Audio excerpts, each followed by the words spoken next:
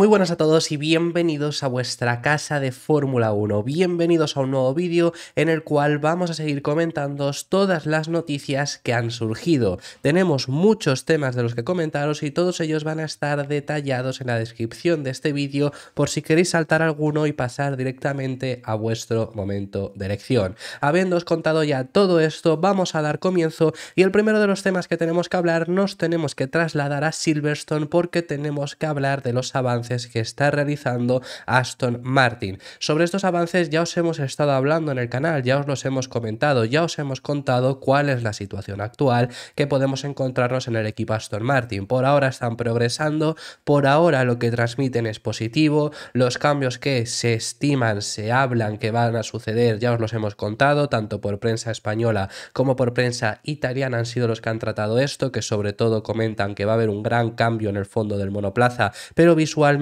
también va a ser bastante diferente en sí el monoplaza, además de los cambios de Mercedes que casi que son los más positivos, y ya hemos visto el optimismo que transmiten, tanto lo hemos visto por parte de Carlos Miquel, que nos contaba que hay un gran optimismo en el equipo Aston Martin similar a lo que les ocurría la anterior temporada cuando ya dieron un salto adelante muy importante. Todo eso ya os lo hemos comentado. En este punto ya estamos viendo que, bueno, por lo menos por lo que transmiten, y recalco, siempre lo comento, esto es lo que nos cuentan, saldremos de dudas en menos ya de un mes, porque los test de pretemporada quedan menos de un mes para disputarlos, si ahí podremos... Espero poder salir de dudas, obviamente, porque luego puede ser que se escondan y demás, pero al final luego la imagen que nos pueden llegar a dar puede ser representativa, ya lo veremos en aquel momento, pero esperemos salir de dudas más o menos en aquel momento y sobre todo con un pelín más de un mes, que será cuando se dispute el Gran Premio de Bahrein, la primera carrera de la temporada. Pero sobre esto pues nos siguen hablando, nos lo siguen contando y ahora es Tom McCulloch, el director de rendimiento del equipo Aston Martin, quien nos ha hablado al respecto sobre los avances que han realizado en esta temporada 2024. Nos ha hablado de unos avances en general, quiero decir, no solo se refiere a los avances en pista, se ha referido a los avances que siguen realizando en la fábrica, que recordemos que ahora mismo solo les queda por construir el edificio del túnel de viento que finaliza este año y es una adquisición muy importante, pero además el edificio 2, que hasta ahora solo habían conseguido finalizar el primer edificio, que hoy era el más importante para el día a día, pero el segundo edificio también lo era, ya está finalizado y ya está en pleno funcionamiento. Sobre ello nos habla de que es muy positivo, también nos habla, como digo, no solo sobre la pista, también nos habla de las nuevas incorporaciones que siguen ocurriendo en los últimos meses. Ha habido nuevas incorporaciones en Aston Martin, algunas os las hemos contado porque son personas de renombre, otras no tienen tanto nombre, por lo cual no os lo hemos contado, pero siguen introduciendo mucho personal para conseguir hacer crecer la plantilla y sobre ello están muy contentos porque Tom McCulloch comenta que les está haciendo crecer muchísimo. Y hablando específicamente sobre la pista, Tom McCulloch nos desvela que sobre todo han conseguido solucionar, arreglar los errores del desarrollo que tuvieron en el AMR23, al menos así lo consideran.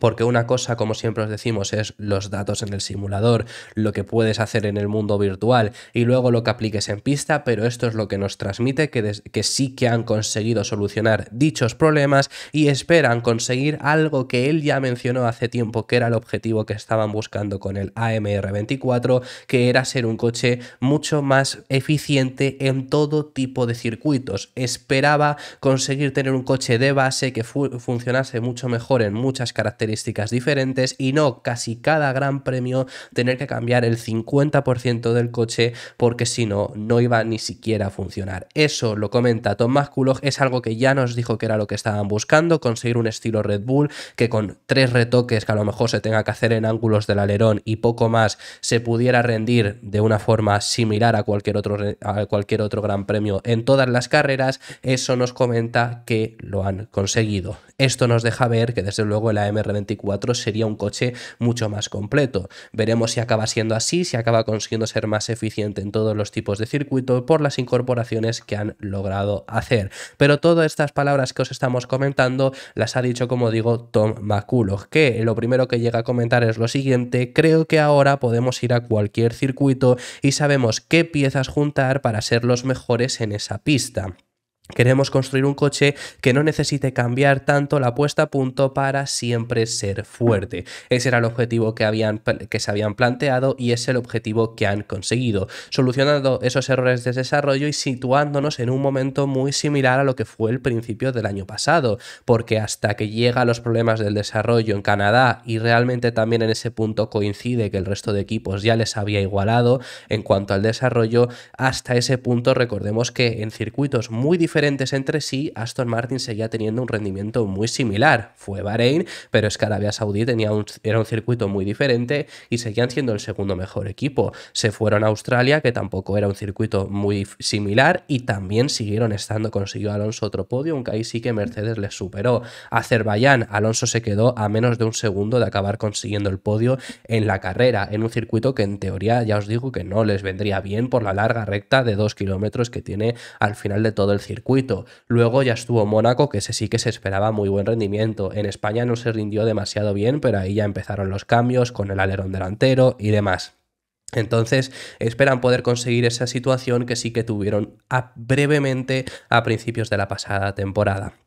Más allá de ahí, pero como os digo, no solo se centra en desvelar esos objetivos que se han conseguido marcar, sino que habla también al respecto sobre lo que han conseguido fuera de la pista, que eso también son progresos muy importantes. Primero hablándonos sobre la fábrica, que lo que nos comenta es: cada vez que vuelvo a la fábrica está todo cambiado. El edificio 3, que es el del túnel de viento, tiene un aspecto realmente impresionante y eso está haciendo grandes progresos. El edificio 2, que es al final uno de los diarios, el 1 era el más necesario, pero el 2 también era importante, se está disparando. Y eso es obviamente mucho trabajo para mucha gente que no solo se dedica a diseñar y desarrollar y fabricar un coche de Fórmula 1. Y para finalizar, os lo habíamos dicho, habla también al respecto sobre el personal nuevo que han ido introduciendo, diciendo lo siguiente: además hemos incorporado gente nueva al equipo en los últimos 12-24 meses. Se siguen incorporando gente nueva y como función técnica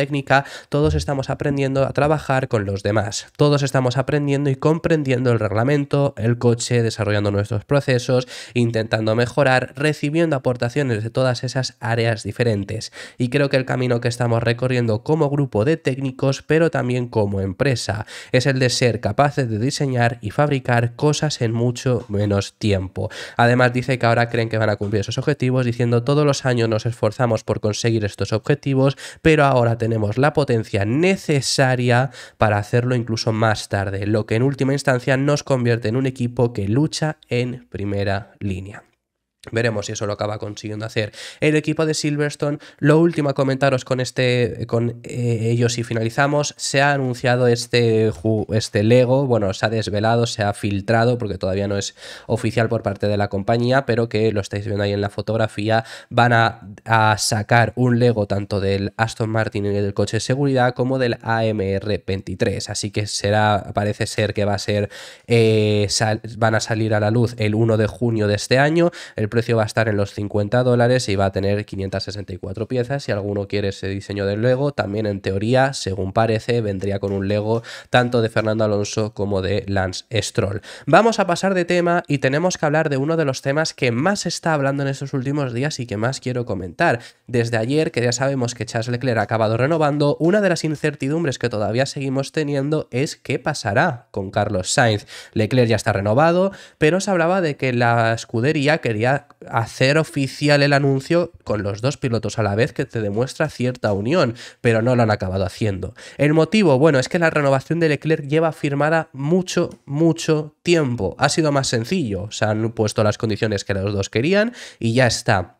En el caso de Carlos no está siendo ese el caso. ¿Por qué? Los dos quieren renovar, pero no con las mismas condiciones. Entonces os vamos a contar un poco qué es lo que pasa en este punto. Lo primero a deciros es que Carlos quiere tener resuelto su futuro antes de marzo. No tiene por qué estar comunicado, esto también os lo digo, pero él quiere tenerlo ya asegurado antes de marzo porque es cuando da comienzo la temporada y él lo quería tener antes de que diera comienzo el primer Gran Premio de la temporada. Entre él y Ferrari las negociaciones continúan continúan, que ha habido informaciones de que estaban paradas o incluso rotas. No, no están paradas, sí que están continuando, no están yendo, por supuesto, como los dos querrían, porque querrían tenerlo ya todo cerrado, pero todavía siguen esas negociaciones. Sainz está intentando lograr un contrato a largo plazo con Ferrari, al estilo de Leclerc. No se han comunicado exactamente los años, pero su contrato está entre los 3 y los 5 y lo único que se ha anunciado es que es un contrato multianual. Eso es lo que le gustaría a Carlos, pero por supuesto entiende que no van a ser esa duración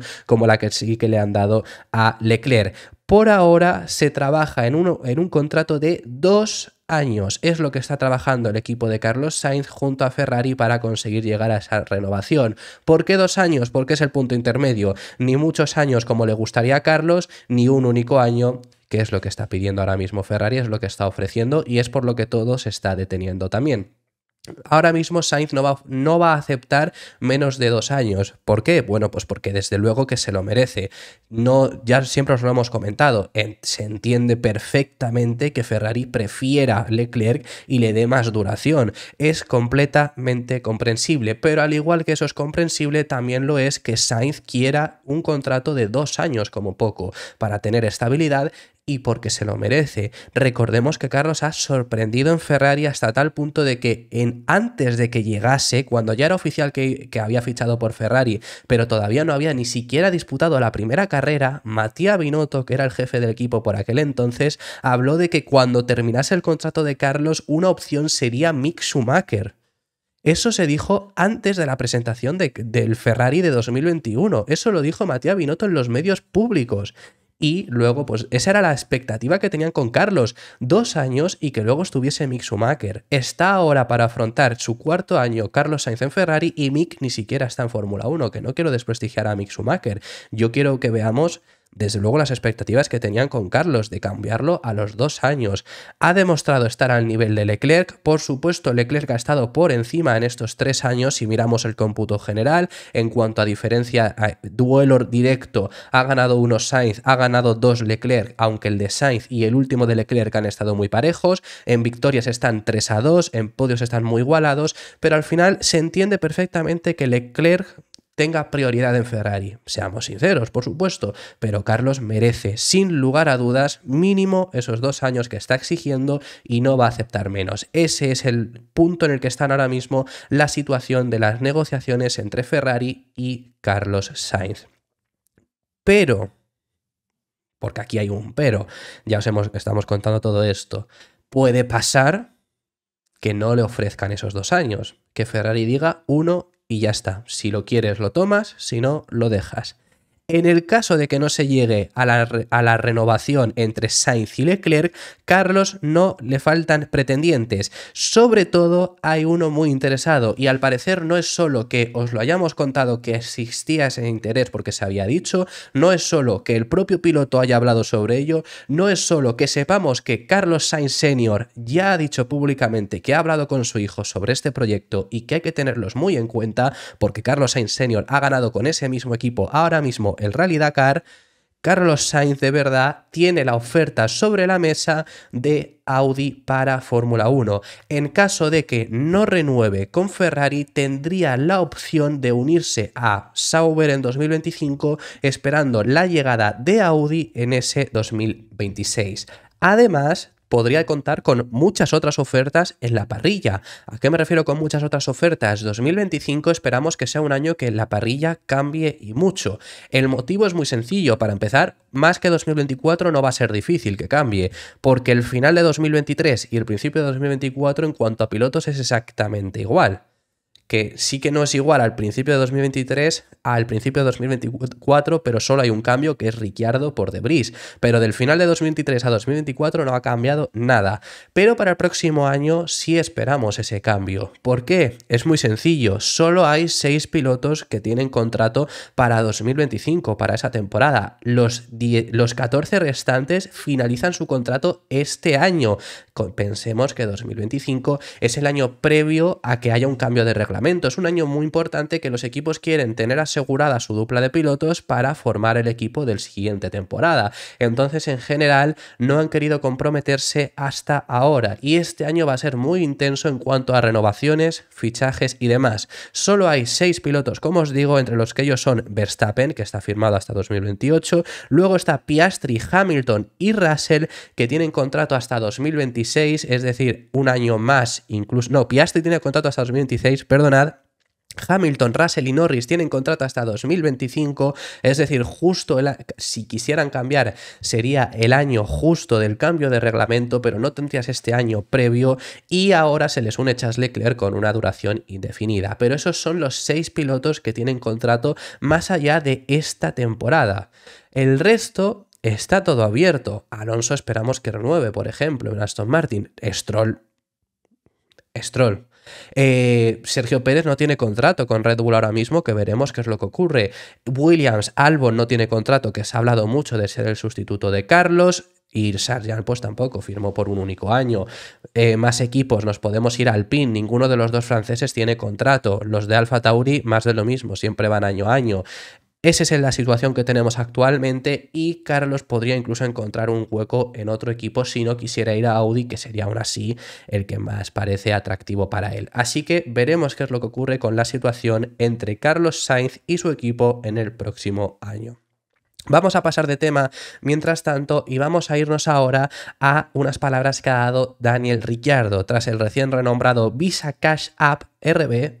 Creo que se les va a llamar RB por lo que he estado viendo, pero bueno, veremos cómo llamamos todavía ese nombre. Yo todavía tengo ciertas dudas. Sabemos el nuevo equipo Alfa Tauri, básicamente el segundo equipo de Red Bull, y ha hablado ahora Daniel Ricciardo después de esto, aunque no tiene nada que ver con eso que ha comentado, porque de lo que ha hablado Daniel Ricciardo es del momento en el que lo echaron en McLaren. Sabemos que pasó 2 años en McLaren, tenía 3 años de contrato, realmente tenía 2 más 1, pero el más 1 era opcional de Ricciardo. Estaba claro que lo iba a aceptar porque era mucho dinero además lo que le pagaba McLaren y se llegó a un acuerdo para que se pudiera marchar. Se le pagó ese dinero, por supuesto, pero se llegó al acuerdo para que se pudiera acabar marchando y McLaren pudiera conseguir a otro piloto. Sobre ese despido que tuvo al final de McLaren, pues en ese momento además Ricciardo se quedó sin asiento en Fórmula 1. Ya él comentó en su día que lo iba a afrontar de una forma de intentar reencontrarse a sí mismo, porque McLaren lo pasó bastante mal, perdió motivación, perdió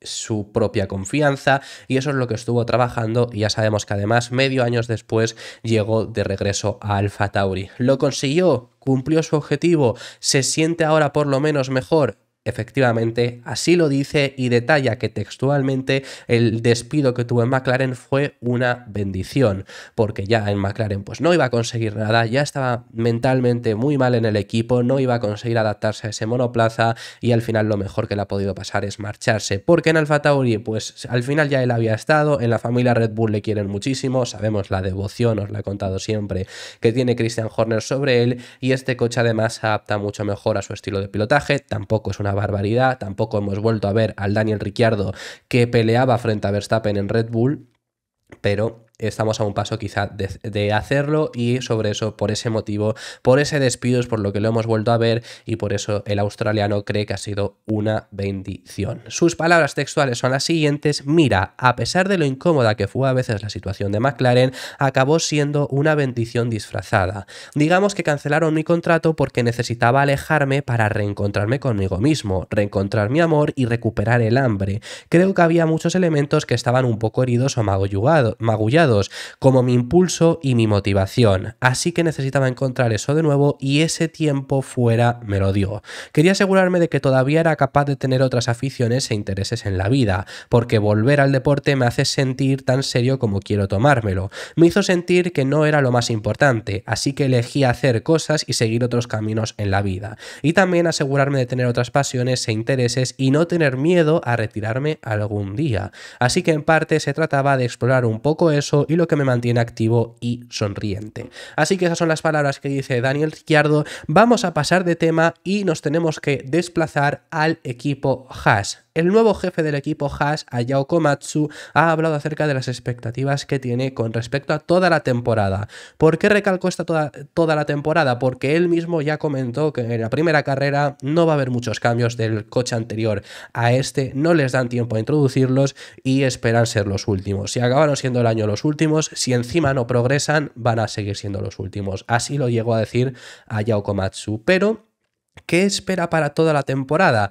Porque ya sabemos que tiene una gran ambición y en Haas el motivo de echar a Gunther Steiner es por cambiar el equipo, cambiar las riendas del mismo y conseguir volver a estar en una zona media como estuvieron en los primeros años de Haas en Fórmula 1.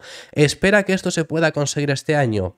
No. El japonés lo que ha dicho es que las cuentas no le salen a Haas para ser ni siquiera octavo, que el objetivo va a ser no ser últimos, pero octavo no van a poder serlo, o sea, su objetivo es ser noveno, como mucho superando a Sauber, así mismo lo ha dicho.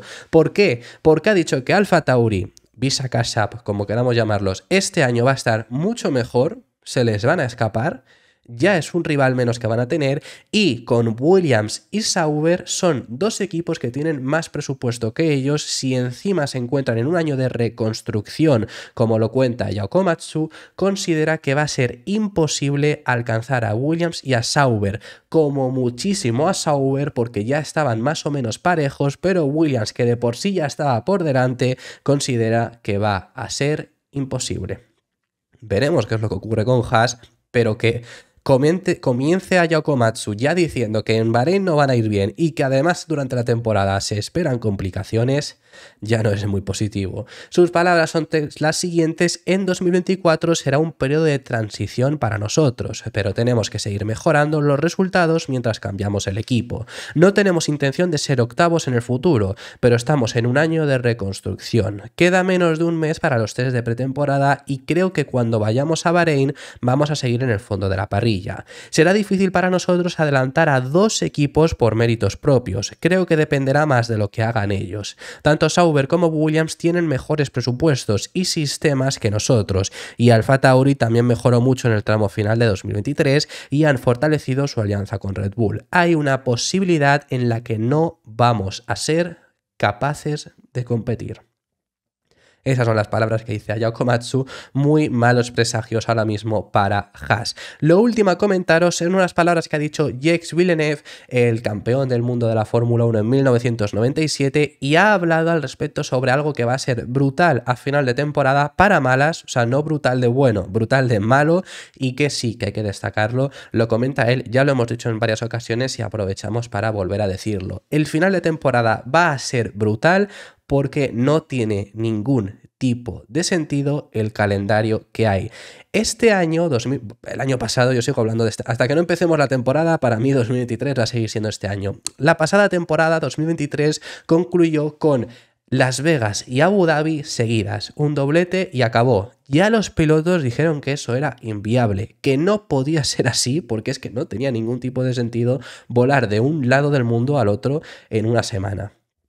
Y cuando se les dijo en Las Vegas que el año que viene no era así, que el año que viene estaba por ahora por lo menos dicho que iba a ser Las Vegas, Qatar y Abu Dhabi, un triplete seguido para terminar la temporada, todos alucinaron.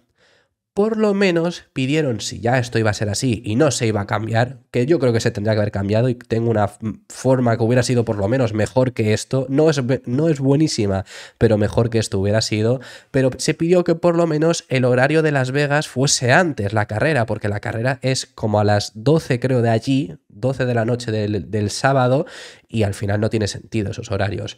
Se pidió eso, no se ha cambiado, entonces vamos a tener ese triplete final y eso va a ser brutal. Jacques Villeneuve lo habla no solo por los pilotos, porque al final son casi los que mejor viajan, pero lo habla por los mecánicos, lo habla por los periodistas, lo habla por los propios medios de comunicación, el dinero que se van a gastar ahí si quieren ir a los tres, porque dice que es muy posible que no vayan a los tres y hay alguno que se salten, y lo mismo el que se saltan al final es Las Vegas, que es el que más quiere la Fórmula 1 que tenga luz, que tenga visibilidad, pero a lo mejor el que se tienen que saltar es Las Vegas. Bueno, pues mi solución a esto hubiera sido muy sencilla. Tenemos ese triplete y una semana de descanso antes y luego el triplete que es Estados Unidos, México y Brasil. Eso igual que hemos tenido este año. antes de ese triplete hay como 2 o 3 semanas sin nada. No tendría sentido adelantas Estados Unidos y México, una semana de descanso. Brasil y Las Vegas, una semana de descanso. Y Qatar y Abu Dhabi. Por lo menos, no es buenísimo, porque de Brasil a Las Vegas hay una diferencia enorme, pero también la hay de México a Brasil. Dentro de la chapuza que es esto, dentro de la chapuza que es ese calendario por tener que meter con calzador Las Vegas ahí en las últimas carreras, pero ya no tenía ningún tipo de sentido lo de no meter Qatar al lado de Abu Dhabi porque están al lado, o sea, se podrá ir en bicicleta casi, vamos, no literal, pero que están, vamos, en comparación con las distancias que estamos diciendo de Brasil y Las Vegas, Qatar y Abu Dhabi es un pueblo. Entonces, ya dentro de que no tenía sentido, yo es lo mejor que veo para los pilotos, para los mecánicos y para los periodistas, como dice Jacques Villeneuve.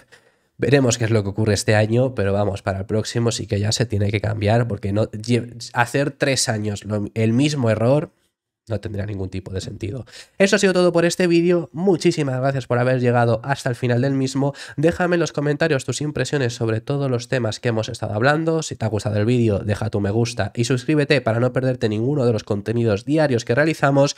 Si te ha gustado el vídeo, has llegado hasta aquí, darte las gracias, porque como ya sabes, lo he comentado, estos últimos 2-3 días he estado un poco malo. Hoy me encuentro un poco mejor, pero bueno, igualmente, muchísimas gracias por haber estado hasta este punto y nos vemos en el siguiente, que seguiremos hablando de Fórmula 1.